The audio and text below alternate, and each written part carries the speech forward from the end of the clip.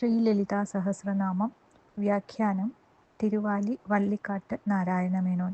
പുനഃസംസ്കരണം professor K V. Dev.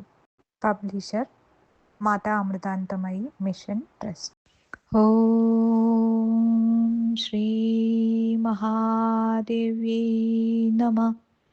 Lalita സഹസ്രനാമത്തിലെ ദേവിയുടെ 14-ാമത്തെ നാമം കുരുവിന്ദ മണിശ്രേണി കനത്കോടീരമണ്ഡിത. കുരുവിന്ദ മണികൾ, മാണിക്യക്കല്ലുകൾ നിരനിരയായി ചേർത്തൊരുക്കിയിട്ടുള്ള കിരീടമണിഞ്ഞ് പരിശോഭിക്കുന്നവൾ. രത്നങ്ങൾ അണിയുന്നത് ഭക്തി സംവർദ്ധകവും ഐശ്വര്യപ്രദായകവുമാണെന്ന് ശാസ്ത്രം. ആ രത്നങ്ങൾ പതിച്ച കിരീടമണിഞ്ഞു ദേവിയെ കാണുന്നത് ഭക്തന് ആഹ്ലാദപ്രദമത്രേ. കുഞ്ഞുങ്ങൾക്ക് വിശിഷ്ടാഭരണങ്ങളും വിശിഷ്ടവേഷങ്ങളും അണിയിക്കുന്നത് അവരുടെ സന്തോഷത്തിനോ കാണുന്നവരുടെ സന്തോഷത്തിനോ?